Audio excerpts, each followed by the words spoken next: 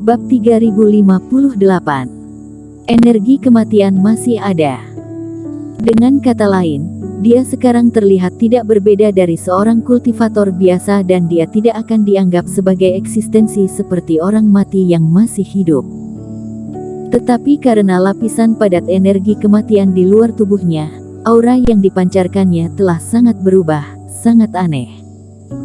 Berdiri di sini, seperti beberapa kultivator jahat yang aneh, secara alami memancarkan energi kematian. Roh sisa, ada apa? Tanya Erikin. Ini, aku tidak terlalu yakin. Bagaimanapun, aku telah mengambil kembali energi kematian dalam tubuhmu dan aku juga telah memberimu kembali energi kehidupan. Kata roh sisa lesu. Kamu melepaskan energi kematian, tahukah kamu? Teman seiman, aku telah membunuh banyak orang dengan energi kematian, tetapi ini adalah pertama kalinya kamu menggunakan energi kematian. Bagaimana aku bisa tahu penyimpangan apa yang akan terjadi? Roh sisa berkata tak berdaya. Namun, energi kematian dalam tubuhmu cukup menakutkan, dan juga dapat memainkan peran defensif. Coba melihat sekelilingmu. Kecuali 3 keluarga Ni, para kultivator lainnya berada jauh darimu. Apakah jauh? Goda roh sisa. Aku tidak perlu takut, kamu harus menemukan cara untuk membantuku menyingkirkannya. Mulut Erikin berkedut beberapa kali.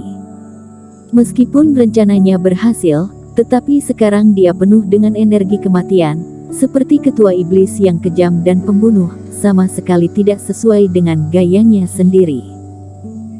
Apalagi lapisan energi kematian ini berada di luar tubuh, dia bahkan tidak ingin melakukan kontak fisik dengan orang lain. Bukankah tidak mungkin untuk memegang tangan kecil Finola Su? Aku juga tidak bisa melakukan ini, atau kamu dapat mencobanya dengan teknik yang menghilangkan energi jahat. Dan aku rasa kamu tidak perlu terlalu khawatir, energi kematian ini tidak memiliki pemilik dan sumber. Seharusnya hanya terakumulasi selama beberapa hari terakhir dan tidak dapat hilang dengan segera. Aku tidak lagi memberikan energi kematian, dan jika kamu membiarkannya, ia akan menghilang dengan sendirinya. Dan teman seiman, jangan lupa janjimu.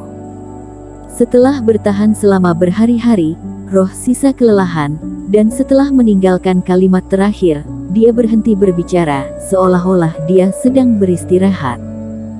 Kemudian Erikin memasukkan paku ke dalam tas penyimpanan.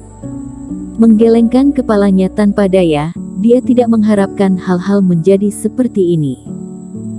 Tapi sekarang ada lapisan energi kematian seperti cangkang, dan energi kehidupan seseorang dipulihkan, tidak tahu apakah itu bisa dirasakan oleh paviliun harta karun.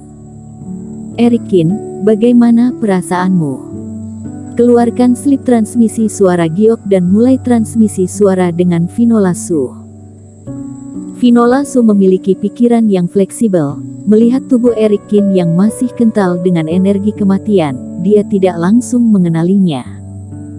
Aku baik-baik saja Finola, jangan khawatir. Erikin kemudian berbicara tentang masalah ini. Ceritakan padaku apa yang terjadi hari ini, bagaimana kabarmu di sana? Dan saudara laki-lakiku yang kedua, apakah mereka sudah menghubungimu? Finola Su melihat bahwa Erikin baik-baik saja, dan juga memberitahu Erikin beberapa hal dalam beberapa hari terakhir. Namun, yang paling dikhawatirkan Erikin adalah ketika Fendikin tahu bahwa hidup dan matinya tidak diketahui, hal-hal yang mungkin menjadi gila tidak akan terjadi. Belum ada berita tentang Fendikin akhir-akhir ini.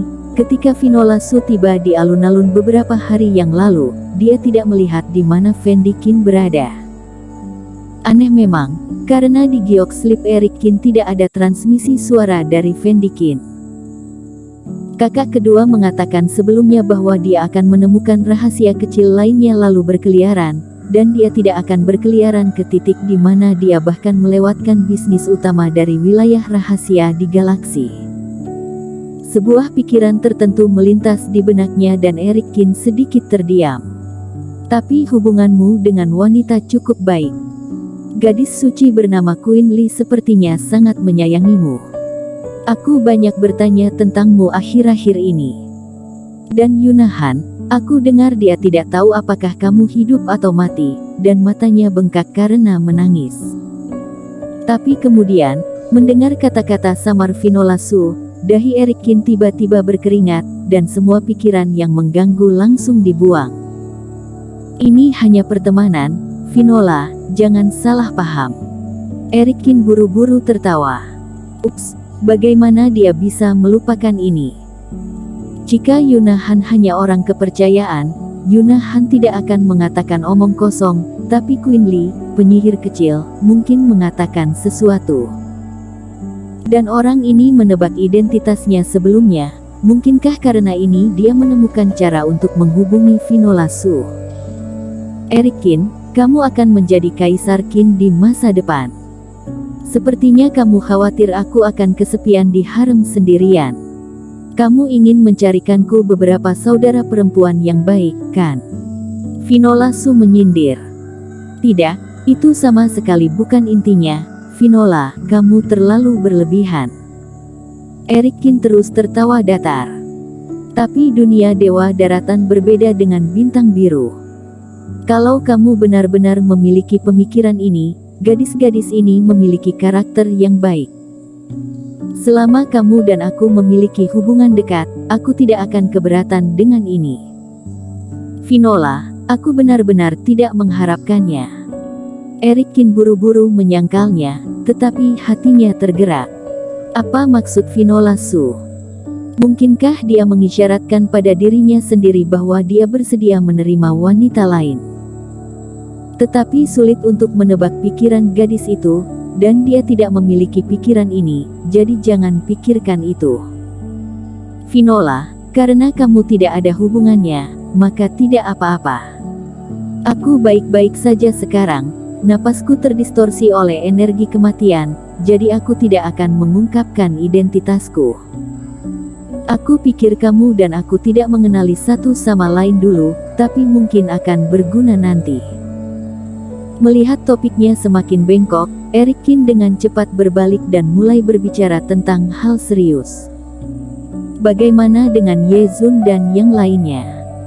Apakah kamu ingin mengatakan yang sebenarnya tentang ini kepada mereka?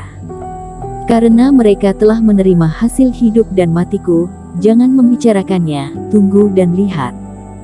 Kata Eric Kin. Finola, aku tidak akan membicarakannya.